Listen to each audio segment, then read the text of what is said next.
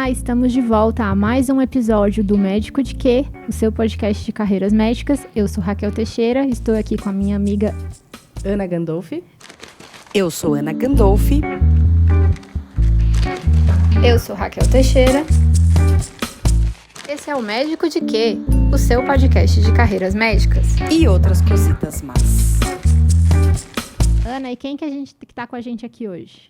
Hoje estamos com o Dr. Pedro Margarido. E o Pedro Prazer. é médico de quê, Ana? O Pedro é anestesiologista, ele está aqui para conversar. Então, Pedro, começa contando para a gente quem é o Pedro.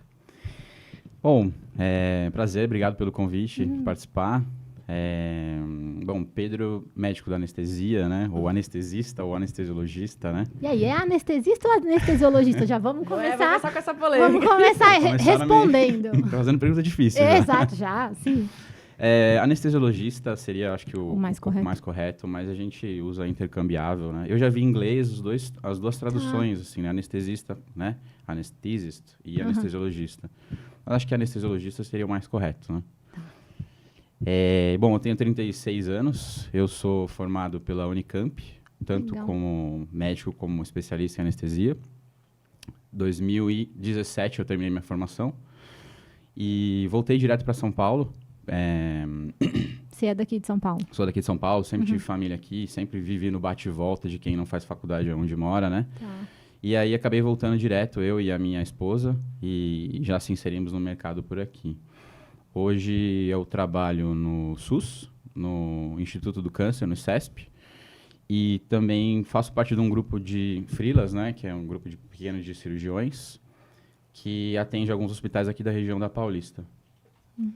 E conta pra gente como que a medicina surgiu. Você vem de família médica? Todo mundo é médico na família? Na verdade, não. Na verdade, na minha família, eu tenho 2 parentes médicos. É um tio-avô, que ele já faleceu, e uma tia-avó. O meu tio-avô, eu acho que talvez algumas pessoas até conheçam, pessoas mais antigas, ele foi professor da USP, ele foi professor de cirurgião, era um gastrocirurgião, o nome dele era Nelson Margarido. Mas eu tive pouco contato profissional com ele, né? Quando eu me decidi, quando eu estava nessa fase de decisão, eu tive pouca participação dele na minha escolha, né? Então, posso dizer basicamente que surgiu sem influência de algum parente, assim. A né? sua tia-avó era esposa dele? Era médica? Esposa dele era pediatra. Uau. É. Não há tempo que mulher acho que quase nem fazia faculdade de medicina. Exatamente. Quiçá faculdade, né? Exatamente. Ela fez Federal da Bahia. Que legal. E aí se conheceram aqui em São Paulo. A Faculdade de Medicina da Federal da Bahia é muito, muito antiga. Super É antiga. Né? antiga. É a primeira Muito faculdade de Eu tenho medicina. um pai de um amigo meu, acho que ele é da turma, tipo, 130, assim, Isso, já. Um negócio É bem isso. É a Foi a turma primeira, mais antiga, né? E eu acho que é a turma que teve a primeira mulher também, hein? É? Tenho quase certeza. Eu vou checar, gente. A Eu coloco gente bota na aí no card. descrição. Legal. Foi Legal. a primeira faculdade do Brasil, né? Isso. Sim. Por isso que é tão antiga, assim, né? Que legal. E aí, como foi que você resolveu? Você pensou quando você era criança ou já foi no colegial? Conta aí para os meninos que estão Eu acho que... ouvindo. Sendo muito sincero, né? Eu acho que nessa fase eu escolhi medicina. O meu primeiro contato com a medicina foi que eu achava uma profissão bonita, né? Não conhecia nada, não conhecia o dia a dia. Claro. A gente assiste filme, né? A gente tem referências muito toscas, né? Sendo sincero, assim. Muito nessa abstratas. fase. Sim, Toscas eu não muito. sei, mas abstratas. Toscas, cruas, né? Sim. Abstratas. E eu quis fazer medicina primeiro porque eu achava que era um bom desafio. Eu gostava de estudar, eu achava que eu era um bom aluno, eu tinha um interesse em várias matérias. E eu falei assim, Legal. pô, eu acho que eu vou tentar medicina porque é uma matéria difícil, eu quero me testar, eu acho que é uma profissão bonita, é uma profissão legal. E fui com essa cara e coragem, assim, sem muito entender sobre o que faz um médico, no final das contas, né? Uhum. E fiz 3 anos de cursinho, né? Não era Uau. tão estudioso quanto eu acreditava, né? Não era assim, Não não, estava tão imagina. preparado quanto eu... Não é que não era tão Esse aqui estudioso, o é que desafio, não é. cuidado com o que você deseja, né? Exatamente, exatamente. O desafio era um pouco maior do que a gente imaginava. Eu também fiz um ano de cursinho, também não foi Eu fiz pequeno. 2, tá vendo? Então tá 1, 2, 3, pronto. Então, gente, tudo bem. Não estou desmerecendo de maneira nenhuma. Eu acho que no meu cursinho eu aprendi muito mais sobre maturidades Isso, do sem que dúvida. sobre matérias, né? E você já entra até mais maduro mesmo na Super. faculdade. Eu tinha um colega que entrou com 17 anos que a gente fala, gente, tadinho. Exatamente. É muito diferente, é eu muito tive cru, a mesma né? experiência. Eu também. Alguns colegas mais novos, eles entraram muito mais Ainda mais que a gente mudou de cidade, né? A grande maioria das minhas Imagina. pessoas não era da mesma, não era de Campinas, né? Sim. Então a gente tinha pessoas de várias idades, todas que de repente saíram de casa Sim. e foram fazer uma faculdade em tempo integral, né? Que assim, não sabia lavar louça, não sabia lavar roupa, mas assim, do dia para a noite eu tinha a minha casa e eu tinha um compromisso que era praticamente das 7 às Todos 6 os da tarde, estudar pra caramba, morar fora, né? Numa época que acho que eu era a única pessoa da minha turma que tinha internet no celular, né? Imagina. Então, assim, foi um aprendizado muito legal. Legal. E hoje, olhando pra trás, óbvio que ninguém fala, putz, que bom que eu fiz 3 anos de cursinho, mas eu Claro. cheguei muito mais maduro do que Sim, quando eu tinha sim. 18 anos, Com né? certeza. Então, pra mim foi um ponto positivo dentro desse caos que foi os 3 anos, né? Você sabe que isso é uma coisa que a gente já discutiu em outros episódios, que eu também tenho essa visão, assim, claro que, né, o sonho de todo mundo é passar direto, né, lógico, Uhum. mas que eu acho que quando dá a perspectiva, dá. E a mesma coisa pra quem faz residência, quem vai trabalhar um ano depois de fazer Sem dúvida. residência, entra mais maduro. Sem é que a dúvida. gente não quer, a gente tem ansiedade, a gente acha que um ano, nossa, A um gente ano acha vai que tá atrasar minha perdendo vida. um É, ano, claro, né? imagina. Exatamente. É que quando você tem 17 anos, um ano da sua vida é mais do que quando você tem Exato. 25, 30 e fala, um ano que vem, tipo, não é nenhuma Exato. grande diferença. E aí, como é que foi fazer faculdade em Campinas? Ah, foi muito gostoso. Foi legal? Sair de casa é muito bom nessa idade, né? Porque, assim, pra quem não sei se todo mundo sabe, mas Campinas é uma cidade grande, tem seus... Não, comparado com São Paulo não, mas tem 2 milhões de habitantes, mais ou Tem menos. nada grande comparado com São Paulo. Na América Latina, esquece, né? então. Não, só Nova York, mas daí não vale. É grande, muito grande também. Fortaleza também tem 2 milhões de habitantes, que é onde eu moro. É uma cidade grande. Mas a Unicamp em si, ela é num distrito. Ela é longe de Campinas. Dá uns 20 minutos de carro, Barão mais ou Geraldo, menos. né? Exatamente. Ah, isso eu não sabia. É o distrito de Barão Geraldo. Então, Barão Geraldo cresceu ao redor da Unicamp. Então, é literalmente uma cidade universitária. Uhum. É muito difícil encontrar alguém na rua que não trabalha com alguma coisa relacionada à Entendi. universidade. No mínimo, o cara trabalha dentro de um restaurante, de uma cantina ou de um xerox que está ligado à universidade, né? Então, imagina você morar numa cidade pequena, com todos os seus amigos e com pessoas de diversos cursos, né? Legal. E a poucos metros dos seus amigos, né? Então, foi uma experiência muito gostosa do ponto de vista social, assim, de engrandecer, de conhecer pessoas. Foi muito bacana mesmo. E de abrir cabeça, né? Porque eu sou, assim, filhinho de papai, nascido em São Paulo, né? Família, nenhuma grande dificuldade, graças a Deus, assim. E você entra em contato com pessoas do mundo inteiro, do Brasil inteiro, né? Com Sim. realidades sociais diferentes, Que de legal. cursos diferentes. Então, a experiência de mudar de cidade é muito positiva nessa cidade, que você está mais receptivo para esse tipo de coisa. E né? fora de São Paulo, assim, é claro que a USP, a Unicamp, a escola Unifesp tem vestibulares próprios, mas hoje em dia, com o Enem, amplamente, tipo, Exato. na minha faculdade, eu fiz faculdade na Universidade Federal do Ceará, acho que só tinha uma pessoa que era de fora da cidade de Fortaleza. Essa realidade, hoje em dia, trabalhando na universidade, é completamente diferente. É verdade. A maioria das pessoas são, que nem você falou na Unicamp, são de fora do estado, que, assim, muitas nem são, né, de capitais, então é muito mais diverso, Sim. né, as realidades, e você entra em contato com as pessoas do que era na época que eu fiz faculdade, que é muito mais tempo do que você, né? Mas essa realidade que você falou, eu tive, na verdade, experiência no segundo grau. Porque eu fiz colégio militar de Fortaleza lá, e lá, assim, eu era civil, né? Eu fiz vestibular para entrar lá, na 5ª série, mas a gente estudava com o filho do soldado, que tinha vindo, do mundo sei inteiro, lá, Brasil de inteiro, Brasil Rondônia, inteiro. então gente do Brasil inteiro, e é essa mesma experiência. É muito rico isso, né? É. A gente se depara com outras realidades, que você pensa que o seu mundinho da sua família é o mundo, porque o nosso mundo, ele é Sim. pequeno mesmo, né? Exatamente. Isso é legal. Isso pra mim foi muito positivo, muito legal. E em termos assim eu tenho um amigão, né, meu, que falou assim: você vai ver, ele era um pouco mais velho que eu, falou assim: você vai ver, quando você entrar na faculdade, você vai perceber que você era um cara inteligente no cursinho, você vai continuar sendo um cara inteligente na faculdade. Você vai continuar se dando bem nos estudos, né? Aham. E aí eu falei, pô, legal, né? Eu fiz 3 anos de cursinho, então eu entrei... Cara, eu sabia tudo de cor. E 90% daquilo não serviu pra Do nada. cursinho, eu falei assim, não, eu tô preparado. Eu tô- Sentei na primeira aula, todo mundo assim, eu já sei isso. Eu não, já entendi. Aí eu assim, meu, como assim eu já Como assim você entendi? já entende? Faz 15 minutos que o cara tá explicando, vocês já entenderam? Foi uma quebra grande, né? Foi começado de novo, assim, pra mim, sabe? Que legal. E foi muito bacana. Eu abri a cabeça e falei assim, gente, vamos começar de novo, tudo bem. Humildade, eu não sou o máximo, né? É isso. Por ter passado na faculdade, vamos começar Que de legal. novo. E eu acho que essa mentalidade de você abrir a cabeça ajuda, inclusive, mais pra frente para você escolher as suas futuras escolhas. São Sim. as mais importantes, Sem digamos dúvida. assim, né?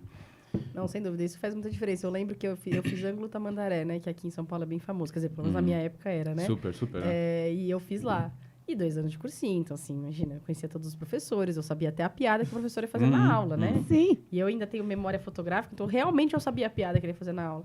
E daí tinha um ranking, né? Porque a gente fazia os simulados, tinha um ranking. Eu sempre ficava acima dos 90%. Meu, a primeira vez que eu tirei um 6, eu falei, oi? Como assim 6? Eu nem sabia. Na época na minha época era patinha dourada, né? Porque vinha uma... Era ângulo também. E aí tinha as cores das patinhas, né? Isso, E amarela era melhor. E cinza era... Tem coisa pra você melhorar aí, né?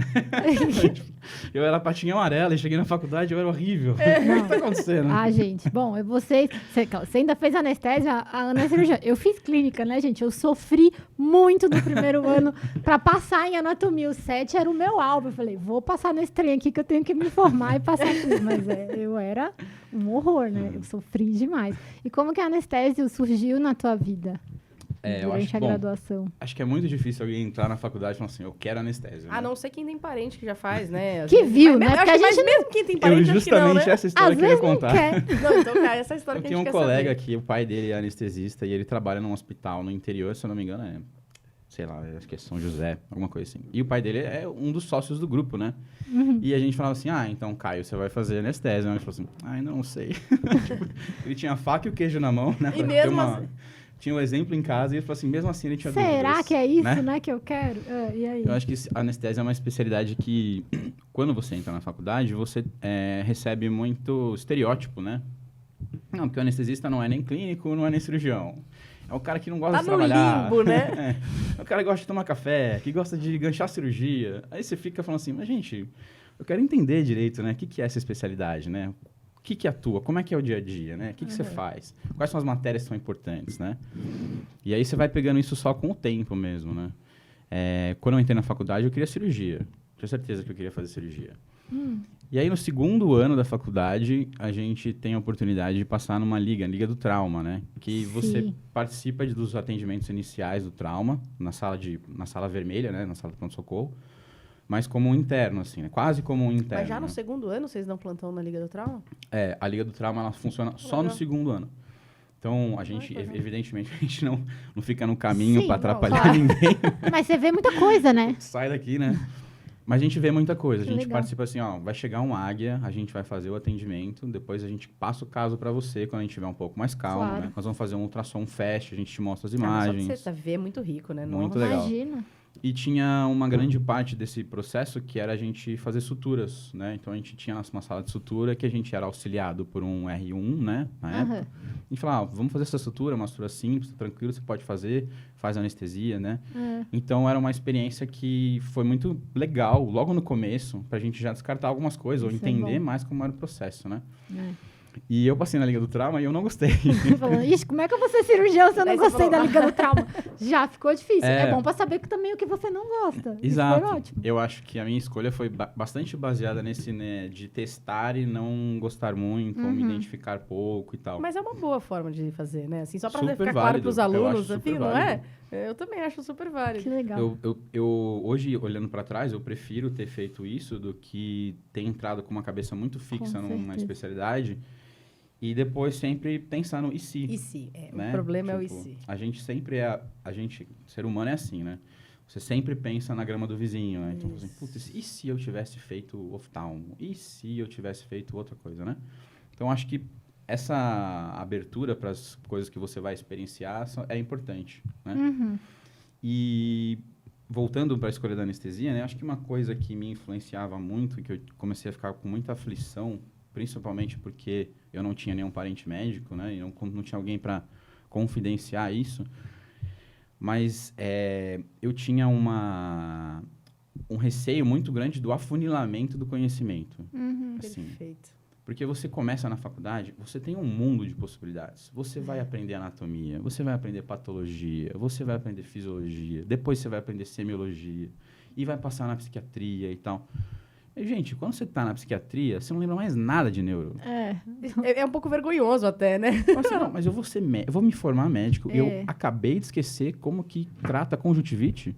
Eu tinha muita essa angústia também. Sabe? Eu também. E falava assim, mas gente, eu não me sinto preparado, porque eu já esqueci. Simples assim. Sei lá, o último estágio que eu passei foi pneumo. Assim, eu sei tratar, assim, o que você quiser, eu sei prescrever. Na época era tudo na mão, né? Fazer aquelas receitas de controle, assim, tipo de pneumo, de sarcoidose maligna, de não sei o que, de tal. E o básico, eu já tinha deixado para trás, né? Tipo, acho que quem faz universidade pública tem muito esse perfil, né? De você passar num ambulatório extremamente especializado. Sim. E alguém chega em casa, alguém fala assim, o priminho da sua tia, não sei o quê, tá com gripe. Qual antibiótico que você acha que eu tomo? Não sei. Primeiramente, eu não sei se toma antibiótico. Às vezes nem precisa, né? Muitas vezes, exato. Né? Então, eu tinha um receio muito grande desse afunilamento. Isso é uma coisa muito interessante você falar mesmo. Porque eu também tinha muito essa angústia e eu me incomodava, na verdade, com uma outra coisa, que era o seguinte. Eu falava, putz, se eu me tornar ultra especialista em, sei lá, tumor da tireoide, não sei o quê. Eu falava, eu não vou fazer... Não é só isso. Eu não vou fazer diagnóstico. Porque o paciente vai chegar pra mim já pronto. E que graça que tem eu não fazer o diagnóstico, gente. Que bom que eu tô escutando isso também, porque eu falava assim, gente, eu não sei como funciona a medicina, eu não quero ser especialista em tumor da tireoide tipo Y, né? Então, eu comecei a basear a minha escolha nisso. Tá. Eu sabia que eu gostava de trabalhar com vários perfis de paciente. Perfil de paciente que eu digo assim, criança, idosos, mulheres, adultos, jovens e tal. Para mim era muito importante isso. Assim. Manter essa diversidade, né? E outra coisa que eu achava que era legal era essa parte, digamos assim, da adrenalina, né? Eu acho que anestesia pode dar uma impressão de que é uma especialidade bem parada, né? Que a gente... o paciente chega, você entuba, invade, né? Pega os acessos e tal, e fica sentado até acabar a cirurgia. Sim, a gente faz isso. Mas a preparação que a gente tem que ter no pré-operatório, durante a cirurgia e no pós, é muito mais complexo do que só o procedimento. Com certeza. E acho que essa dica vale até para os residentes da anestésio, porque eles a gente entra com essa gana de fazer procedimento, de sair no final de 6 meses do R1, sabendo entubar até de ponta cabeça. Cara, isso é muito importante, com certeza. Mas vale mais você entubar uma vez por dia, mas me dizer todos os passos de uma prostaté, do que você entubar 5 vezes e eu te perguntar por que o paciente acordou com edema de face e você falar, não sei. Entendeu? Sim. Que é o estado da arte da anestésio. Exatamente. É isso daí, né? Você conhecer o detalhe. Exato. E assim, quando vai tudo bem, pode ser que você fique sentado a cirurgia inteira. A gente tem até uma brincadeira, quando não né? vai bem, amiguinho. Se o anestesista tá sentado, é porque tá tudo bem. Exatamente. Não, e assim, eu como cirurgião, eu vou te falar que assim, o anestesista, ele faz uma diferença. Nossa, eu acho que os alunos... E principalmente os não médicos que estão escutando a gente, porque tem bastante não médico que escuta a gente, eles não têm a dimensão de como um anestesista bom faz diferença. Pra gente, que o cirurgião... Bom, eu também faço neurocirurgia, né? Pra mim, é muito delicado, realmente, essa titulação do anestesista. Mas, cara, faz uma diferença. Faz uma diferença. E eu lembro que quando eu comecei a frequentar congresso de anestesia, né, logo no primeiro ano a gente teve essa oportunidade, né? A gente vivia uma quebra de paradigmas, porque na minha época e um pouco antes de mim, principalmente no interior, Campinas é uma cidade grande, é muito próximo de São Paulo, mas a gente tem algumas, né, todo mundo sabe, aqui no Brasil, os grandes centros que eu falo, eles têm uma cabeça mais progressista. Sim. Né?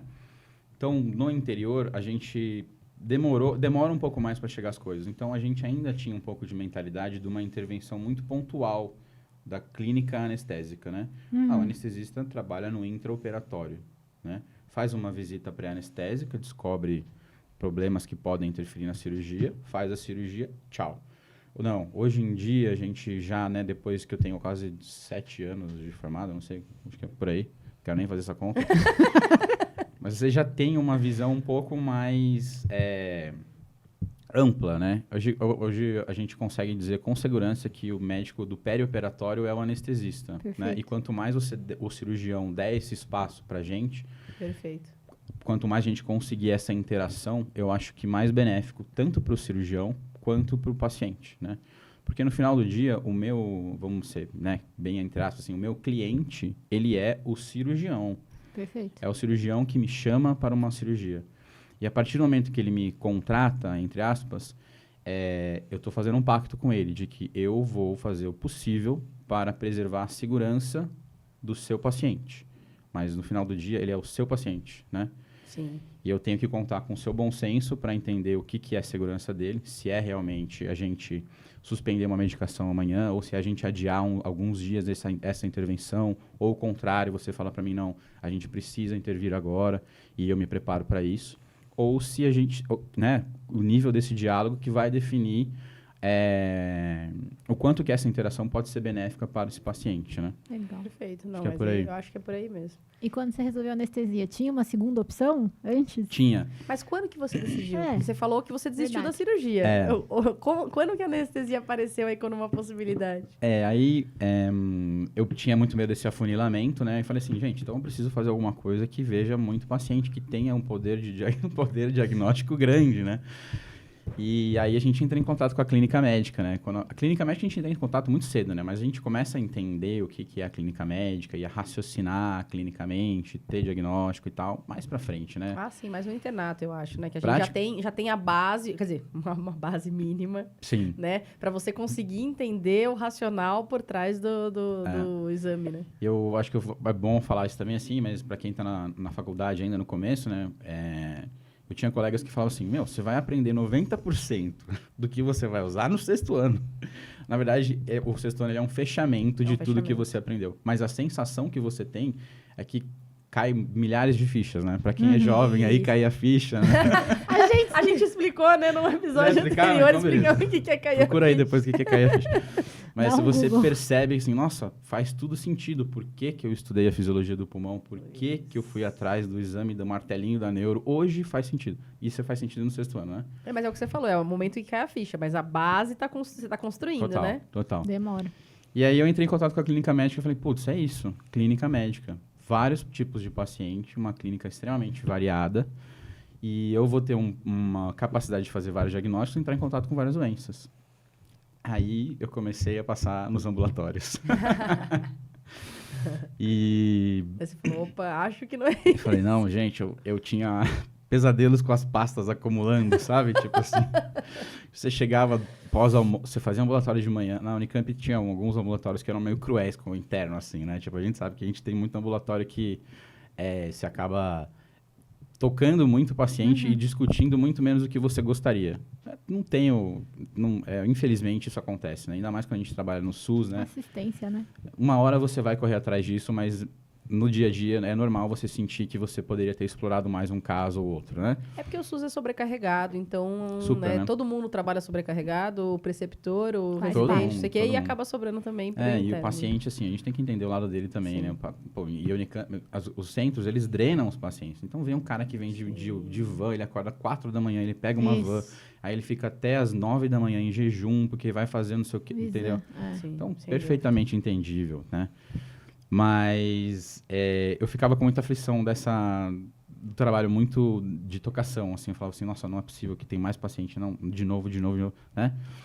E então, depois desse momento em que eu descartei cirurgia e queria fazer uma coisa mais ampliada, eu comecei a me preocupar com o dia a dia, né? Que eu acho que algumas coisas são importantes. O que você gosta, mas como que funciona isso, né? Perfeito.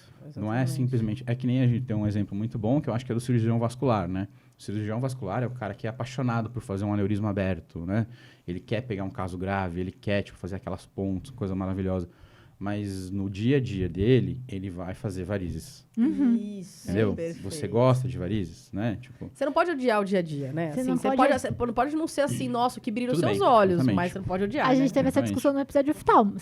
Eu amo operar não sei o que lá, muito raro. Mas você tem que saber fazer o óculos do paciente, porque ele vai no seu Exato. consultório todo ano pra renovar as lentes, né? exato. Então, é isso. Exato. Não pode odiar. Se assim, é o que eu mais gosto de fazer. Certamente não vai ser. Exato. Mas tem que fazer bem feito o básico, né? Com certeza. E aí, mais pra aproveitar. frente, se você tiver uma carreira direcionada, se você se hiper especializar, quem sabe você não... Você não faz mais essa parte. Exatamente, Mas totalmente você não pode odiar, porque possível, você vai fazer factível. durante muitos anos. Né? Exatamente. E você tem que saber, daqui a 30 anos, quando alguém te perguntar do óculos, você vai ter que saber fazer, né? Exato. Assim.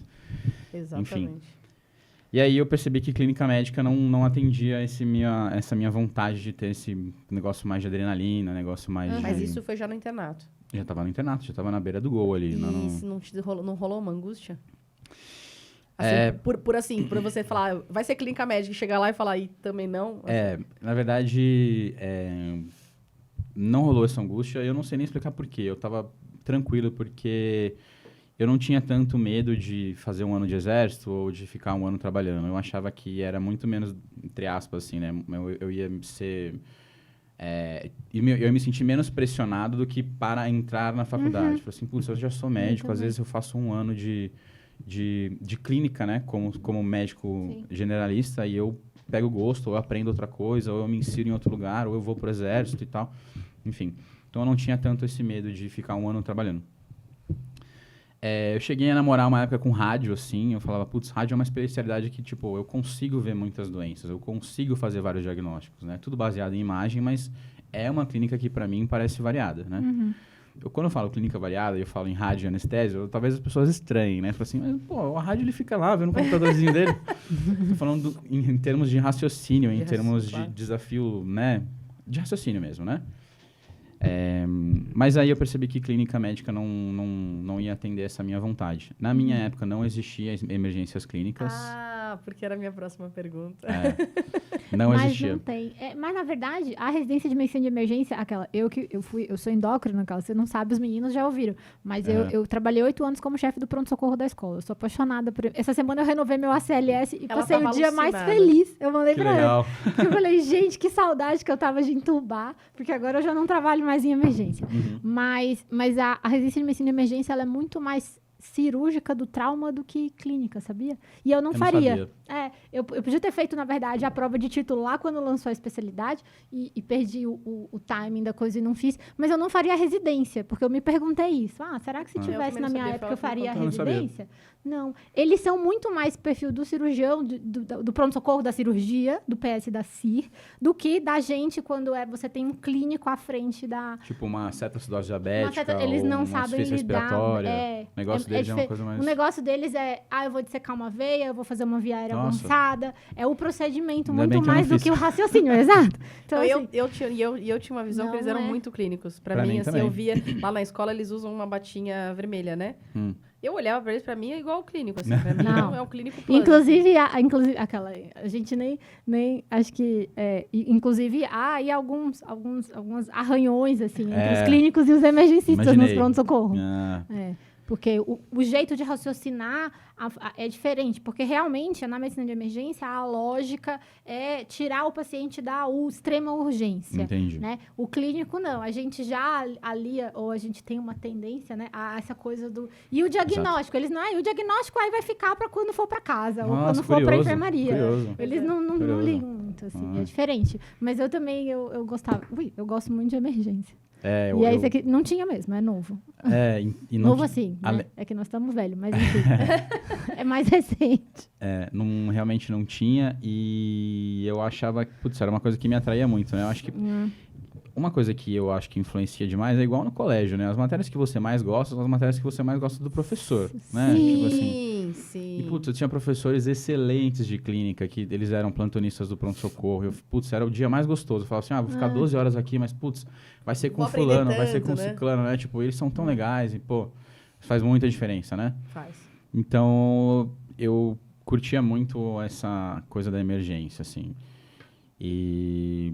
passei na anestésio, na Unicamp a gente passava, nem sei como mais que é, mas assim, a gente passava no último, no 6º ano, é um estágio de 1 semana só. Nossa, 1 semana só? É curto? É 1 semana, só acho que é 1 semana de... É que passa junto com a UTI, é isso? Não.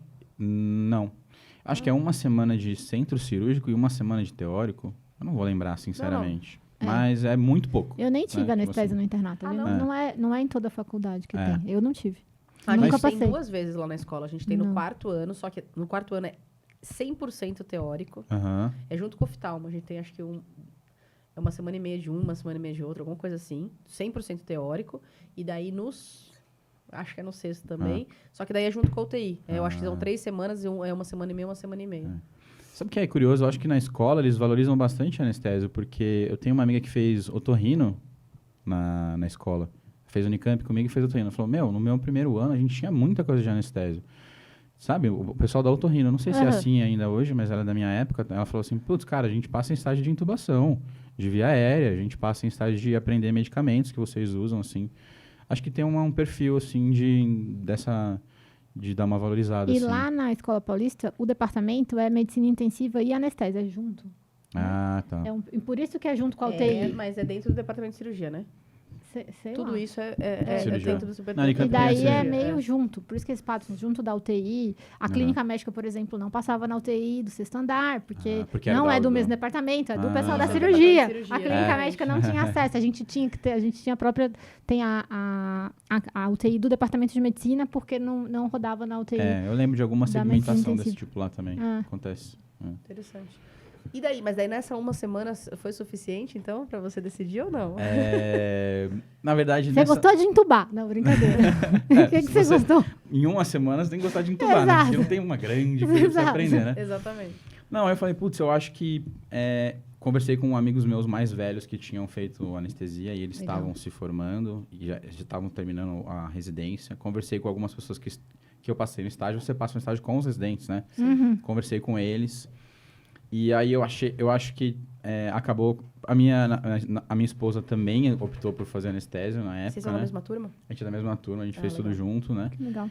E chegou um ponto que eu falei, putz, eu acho que se tem alguma coisa que está casando tudo que eu entendo que eu gosto, é anestésio, né? É o fato do conhecimento não ser tão afunilado, eu tenho uma clínica, um pensamento clínico variado, eu trabalho com pacientes em choque séptico, eu trabalho com pacientes com hemorragia, eu trabalho com tumores cerebrais, com hipertensão craniana, eu trabalho com crianças, com uma formação óssea, eu trabalho com coisas que são bem variadas entre si. Legal. A matéria de R1, de anestésio, ela se olha e fala assim, gente, é muita coisa, tipo assim, é nefro, funcionamento de glomérulo, né? Sistema nervoso, de novo, sistema nervoso autônomo, né? Então, assim, cara, eu achava muito legal, interessante. Falei, putz, eu acho que eu vou por aí nesse quesito. E no quesito de emergência, eu estava bem atendido, porque eu sabia que, com certeza, a gente tem um papel importante, ainda mais depois do Covid. O nosso papel em relação à emergência e sala de emergência cresceu bastante aqui nos hospitais de São Paulo, né? A gente tem até uns estudos bem legais que saíram sobre mudança de desfecho de paciente com Covid grave e a presença do anestesista na urgência. Isso é muito legal. Tanto em agilidade para você poder adquirir uma via aérea definitiva, quanto acesso central ou acesso, enfim. Então foi muito positivo esse momento da gente ganhar, entre aspas, um campo de atuação que é muito interessante para mim, né? E fazendo um paralelo com quando eu trabalhava em emergência, a gente tinha... Quando a gente precisava, né? Tinha lá o BIP da via aérea difícil, era o pessoal da anestésio que fazia. Os cirurgiões, eles têm a via aérea cirúrgica, que a gente, que é clínico, a gente não sabia fazer. E então, era sempre um momento muito positivo para todo mundo, de grande aprendizado. Imagina, a relação super boa. Imagina, para vocês, eu nem sei se o pessoal gostava, que a gente chamava, mas pra gente era sempre muito, muito relevante. Quando a gente já sabia que ia ser um paciente que já tinha falha prévia, e a gente já se reunia as equipes, isso era sempre muito rico de discutir com os residentes de clínica. Eu acho que eu posso dizer para todos os meus colegas que é o momento máximo da carreira. É o momento que todo mundo tá te esperando, você chega lá e resolve o problema, só falta as pessoas aplaudirem, né? Porque no nosso dia a dia, a gente tem uma intervenção, a gente não tem um holofote, né? A gente vai lá, entuba, tudo bem e tal, o paciente, ele acaba lembrando, assim, mas você não cai, é o médico mais importante do paciente, né? Tá sempre do backstage, né? Exato. Mas quando chamam pra entubar, você... Cara, toca uma música de fundo, né? A solução chegou, né? Porque, toca uma música de fundo, eu ando em câmera lenta, né? Não, e agora a gente já tem os devices para via aérea difícil, Isso. que são comuns, até porque, enfim, nos últimos anos, porque as coisas ficou barato, ficou mais fácil, mais Exatamente. amplamente, mas não tinha, assim, aquela, de novo, quando a gente era residente, quando eu era residente, imagina, máscara laríngea, Kombi tudo. Jamais. Jamais tinha na Emergent, o PS, que quiser, quiçá, tinha um tubo, que fique feliz Era que um só tem fio esse. guia e olhe lá. Era um né? fio guia e olha lá, o pessoal tem o bunge no bolso, não sei o Exato. quê, não tinha nada disso. Exato. Né? Então era isso, era um momento apoteótico. Vem a anestesia com o kit de Vera de Física, eles Exato. tinham tudo, né? Chega a gente com tipo, a caixinha. broncoscópio. É brilhante, é legal mesmo. Por isso Então, que- eu tinha muita atração por esses negócios, assim, legal. de poder fazer uma intervenção. Uma coisa que é interessante também, né?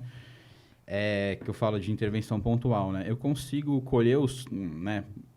Observar o fruto do meu trabalho muito precocemente. Sim. Porque quando termina uma cirurgia, o paciente está bom, o paciente acordou tranquilo, não teve nenhuma intercorrência cirúrgica anestésica, tá sem dor, tá tranquilo na sala de recuperação. Eu ligo no dia seguinte, se é uma equipe que eu conheço, ou o cirurgião me dá um feedback, falo, pô, a minha intervenção foi legal, aquela técnica que eu usei foi bacana, aquele bloqueio que eu tentei fazer foi legal. Então, tipo, você tem um feedback rápido, né? Tipo assim, fala, pô, que bacana, eu consegui intervir de uma maneira legal na doença desse paciente. Legal. Então, esse imediatismo, assim, era interessante, né? Desse ponto de vista, de você conseguir saber, de ter um feedback do seu trabalho, né? Eu achava que era bem legal. Assim. E a anestésia são 3 anos. São 3 anos de anestesia. Como é que é a divisão, mais ou menos? Assim, claro que muda para cada programa, mas como que funciona mas mais a ou Unicamp é menos? bem tradicional, É, imagino que deve ser mais ou Parecido, menos, né? Hoje, como eu trabalho bastante no ICESP, que é dentro do complexo da USP, né? Eu também tenho um pouco de noção de como que funciona a residente da USP também, né? Ah, perfeito. Então, melhor ainda. Mas a gente roda... Alguns estágios você sempre repete. No primeiro, no segundo e no terceiro ano, né? Dentro da Unicamp, a gente nunca trabalhava com R igual, né? Você tinha... Aqui na USP também é assim. Você tem a sua sala e aquelas cirurgias são suas, né? E você é escalado sempre dentro do centro cirúrgico quando você não está no ambulatório ou na dor, baseado no seu ano, né? Então, existem cirurgias dentro de todas as especialidades que são mais ou menos complexas, né? Por exemplo, pensando na urologia, uma cirurgia super complexa seria, tipo, uma reconstrução, uma cirurgia de uma cistectomia e uma reconstrução de bexiga, por exemplo. Ou uma próstata de um paciente um pouco mais grave. E uma cirurgia mais simples seria, por exemplo, um duplo J ou uma raspagem de próstata, né? Tô falando alguns termos assim, mas, né? Sem problema. Então, dentro dessa especialidade, você consegue rodar 3 anos. Porque no seu primeiro ano, você faz as coisas mais básicas, entra em contato com as particularidades de uma cirurgia videolaparoscópica urológica e depois você entra em contato com a mais grave, que é a mais complexa, que seria uma próstata ou uma bexiga e tal. Então, você acaba rodando bastante na mesma especialidade. Outros estágios que você sempre roda é o trauma. Pelo menos na Unicamp, a gente sempre na sala de trauma eram 3 salas, então era um R1, um R2 e um R3, né? E nesse momento você acaba se dividindo. R1 procedimento, R2 né, manutenção e R3 condutas, né? Nesse momento, assim, né? Então você roda bastante em todas as especialidades. Também a gente faz clínica de dor, né? Dor não é uma área de atuação exclusiva do anestesista. Para você fazer dor, você ter um consultório de dor, né? Você trabalhar com dor, normalmente o médico faz uma especialização ou uma residência.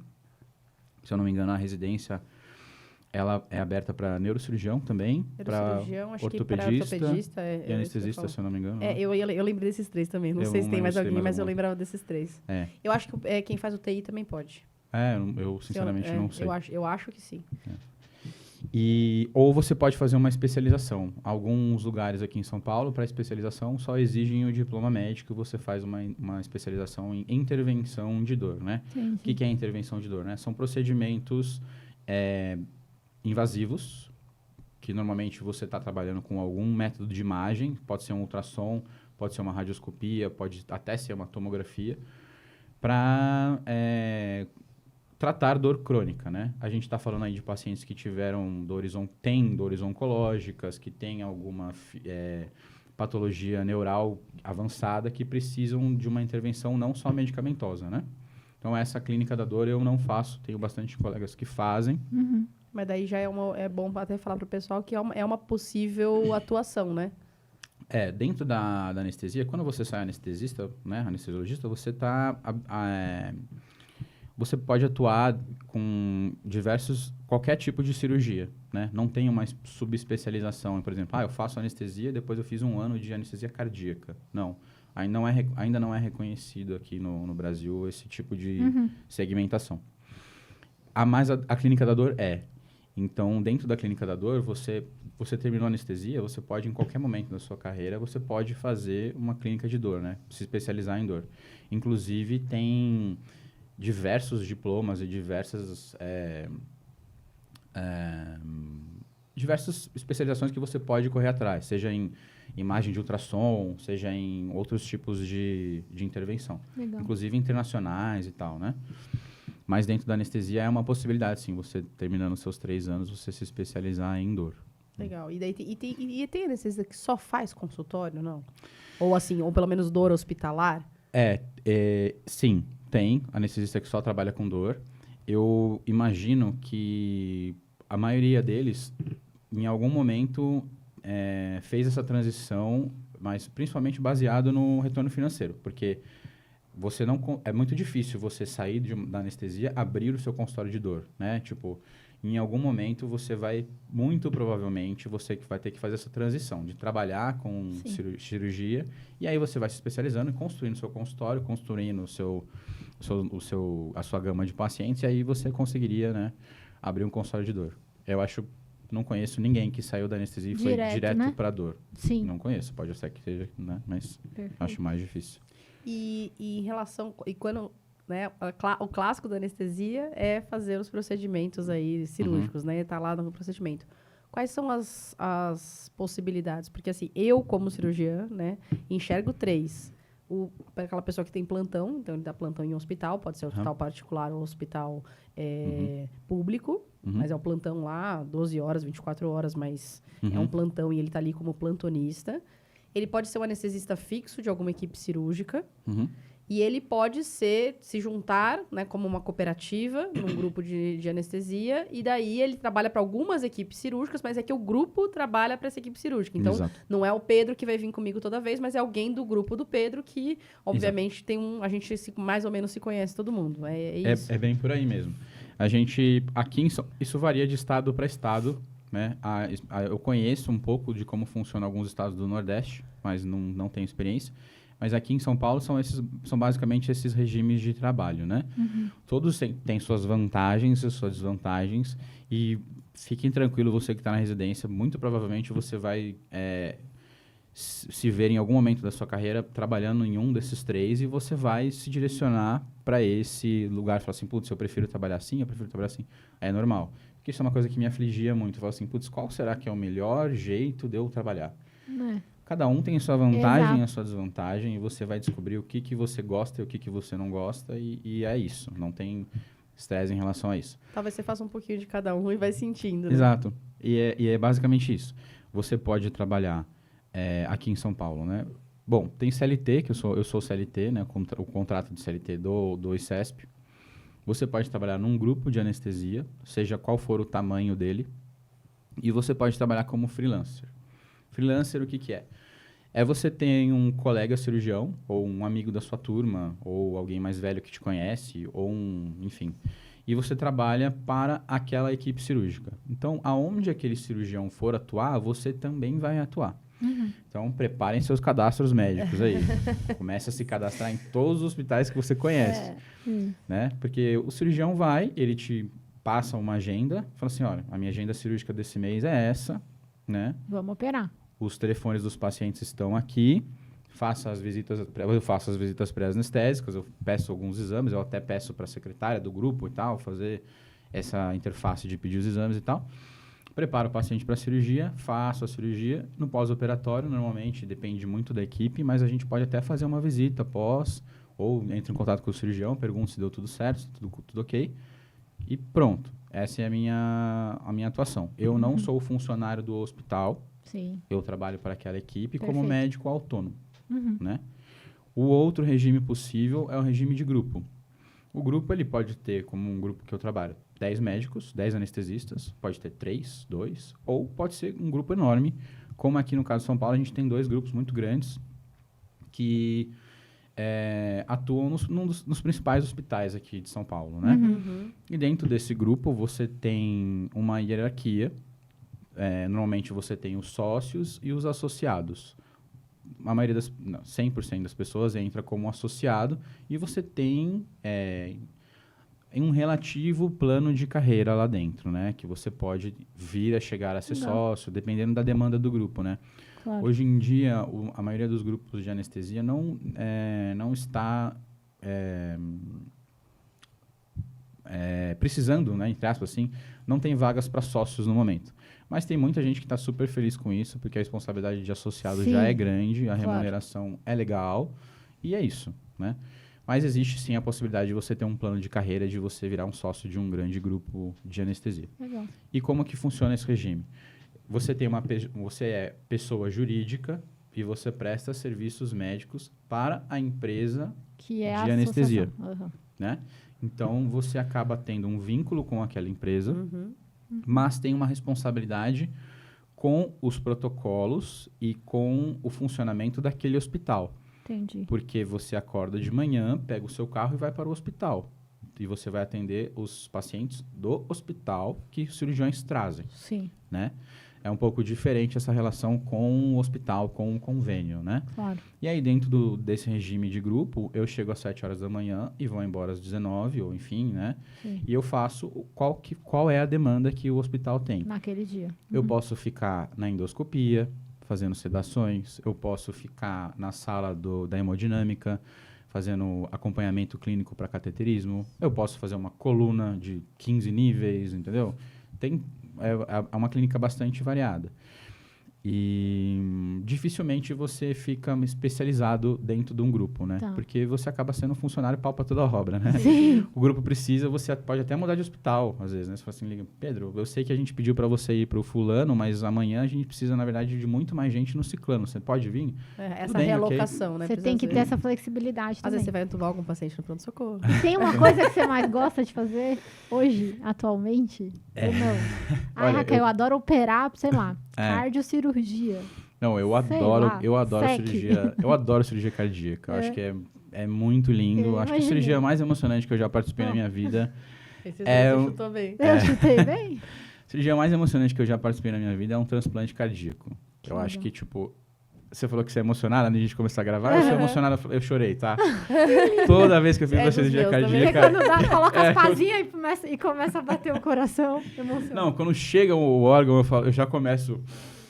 Vou virar de lado, que eu vou dar uma Que legal. choradinha. Eu acho incrível, eu acho maravilhoso. É brilhante, né? faz nosso programa. Ele tá emocionado de novo, que bonitinho. Não, mas veja, pra quem muito- conhece a história da medicina, né? Exato, e eu já li entende livros da sobre onde, não é? isso. Da onde que veio, É até fantástico. aquele momento que teve a cirurgia lá de 18 horas do primeiro transplante cardíaco, não tem como não se emocionar. É fantástico. E o nosso programa de transplante, que é isso, né? Vem o órgão, não sei da onde, daí Não, eu acho tá todo mundo sensacional. esperando, preparado. É bonito mesmo. É. É um trabalho de equipe muito bonito. Eu acho sensacional, mas tem um grandíssimo porém, que é uma infelicidade muito grande, que é... As horas são muito ingratas Sim. e o regime de trabalho é muito ingrato. Claro. Né? Tipo assim, por mais que seja uma coisa muito bonita, eu não consigo me ver fazendo isso a longo prazo. Claro.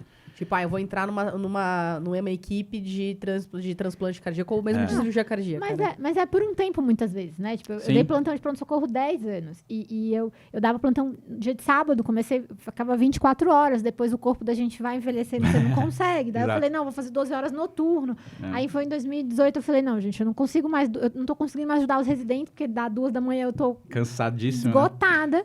E na época eu não gosto daquela. A gente tem muito tesão naquilo, mas eu falei, não, eu só consigo fazer agora Exato. no horário comercial, Exato. num dia que eu vou conseguir dar o meu melhor naquele turno. Né? É Exato. difícil mesmo. E se eu puder dar uma dica faça isso. Isso. Se arrisca no começo, Sim. dá a cara a tapa, não vai se meter em furada, Não, evidente. Isso. Se prepara antes, vai fazer uma residência, não vai Exato. sair pegando sala pelo vermelha amor de Deus. recém-formado. Não é essa a ideia. Não é isso que eu tô falando. Mas assim, Não. se você acha que tem uma paixão, alguma coisa Isso. que fala assim, putz, mas eu acho que é uma vida difícil, faz agora. Porque daqui a Isso. 10 anos vai ser muito pior. Vai ser muito Eu, pior. le- eu lembro que assim, quando acordava a gente de madrugada pra entubar, em 2 minutos eu tava de tênis já correndo, assim. Hoje em dia eu já tô... Minhas costas, colchão duro aqui do corpo, né? É isso. Vai mudando. Mas enfim, Acho que vale a pena a gente conhecer essas nuances todas das cirurgias pra gente saber onde a gente gosta de atuar, né? Intervir.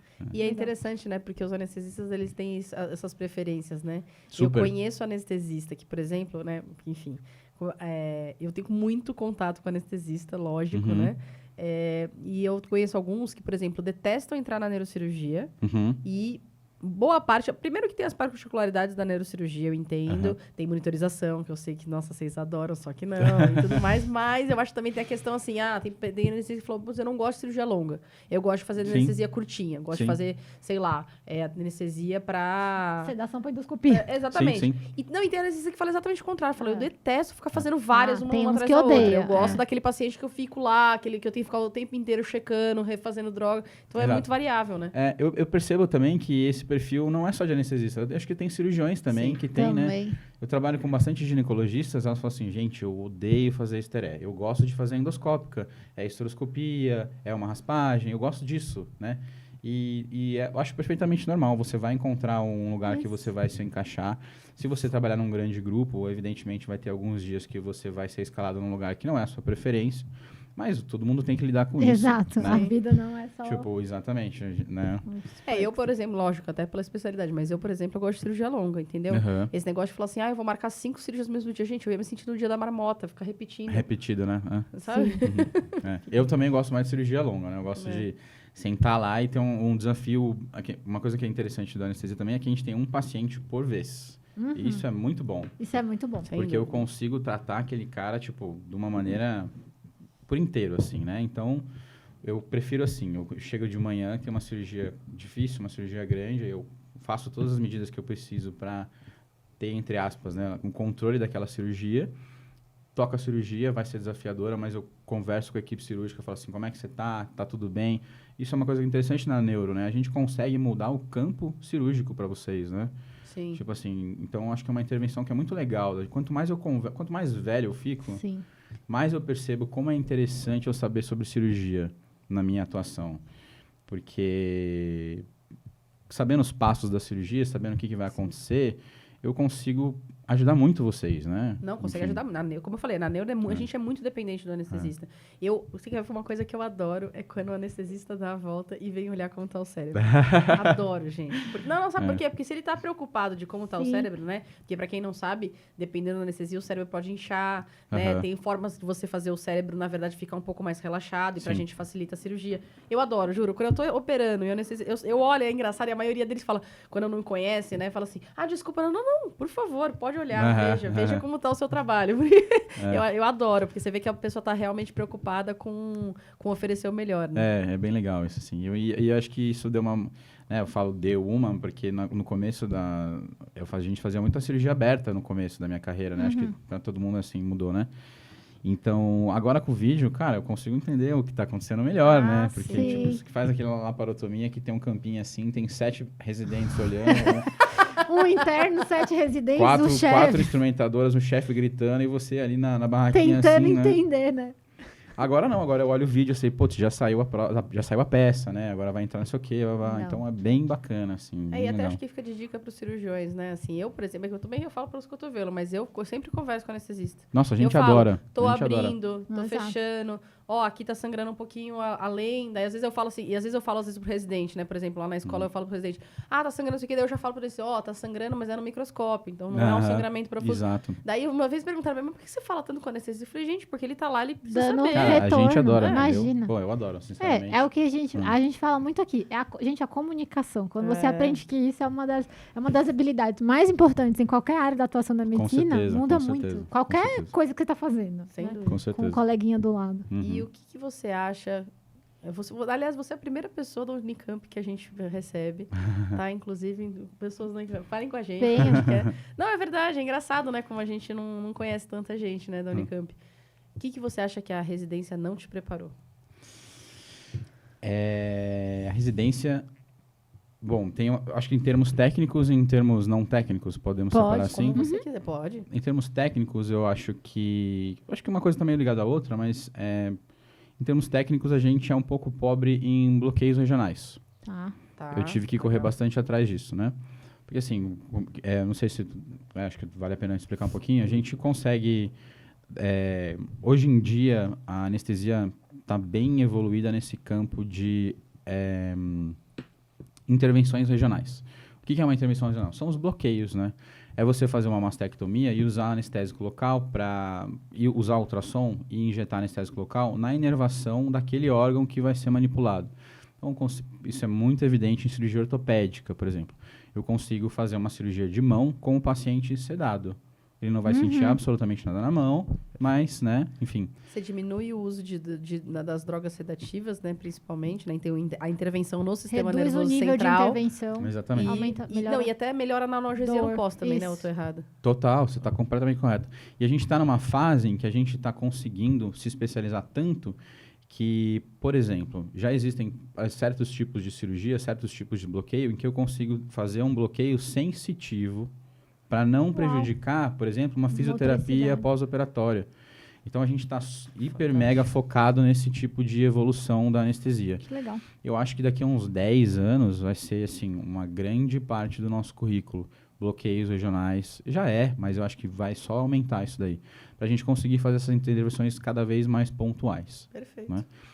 Então, isso foi uma coisa que eu senti um pouco de defasagem. Eu tive que correr bastante atrás. Fiz alguns cursos, fui atrás de mexer com ultrassom, né, de estudar as particularidades dos bloqueios que estavam surgindo na época e tal. Então, acho que isso foi uma parte técnica que me faltou um pouco. Outra coisa que me faltou tecnicamente na época é a clínica da dor. Na Unicamp, a gente não faz dor intervenção.